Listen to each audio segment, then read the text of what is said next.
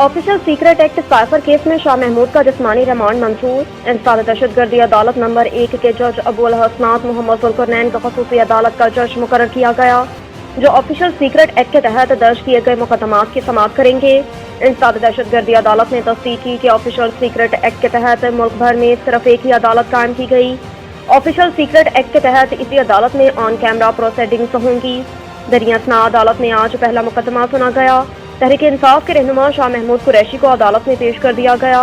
उन पर official secret act के तहत साइफर गुमशुदगी का मुकदमा दर्ज है।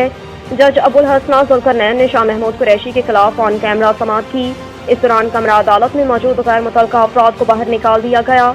अदालत के बाहर पुलिस की नफरी तैनात कर दी गई।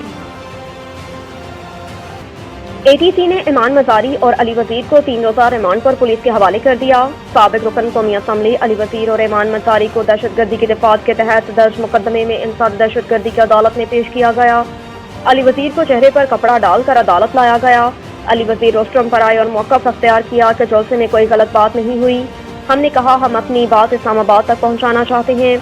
साबिक रुकन कौमी असम्बली अली वजीर ने इंसाद दहशतगर्दी की अदालत के जज को गलती से स्पीकर पुकार दिया, जिस पर जज अबुल हसनात ने कहा कोई बात नहीं, मैं भी सुन रहा हूँ, आप स्पीकर कह सकते हैं। मुल्क है तो हम हैं, इतना प्यारा मुल्क है हमारा।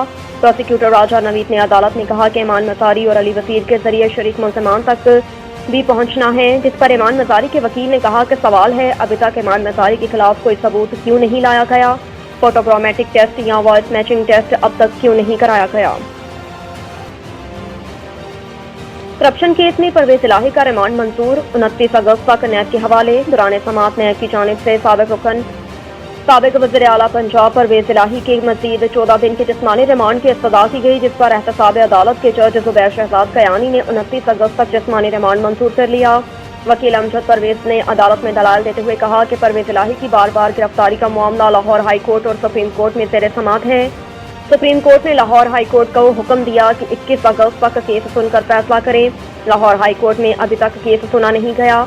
आज समाअत होनी है। अदालत मुनासिब वक्त के लिए अगर परवेज इलाही का जिस्मानी रिमांड मंजूर कर ले तो हमें कोई एतराज़ नहीं। समाअत के दौरान परवेज इलाही रोस्ट्रम पर आ गए और अदालत से कहा कि मैंने भी एक गुजारिश करनी है, मेरे घुटने सूजे हुए हैं, मेरी तबीयत ठीक नहीं, मेरी गुजारिश है कि मेरे पर्सनल डॉक्टर को चेकअप की इजाज़त दी जाए। फैमिली के साथ एक हफ्ते में एक मुलाकात होती है। बादशाह अदालत ने परवेज इलाही का 29 अगस्त तक जिस्मानी रिमांड मंजूर कर लिया।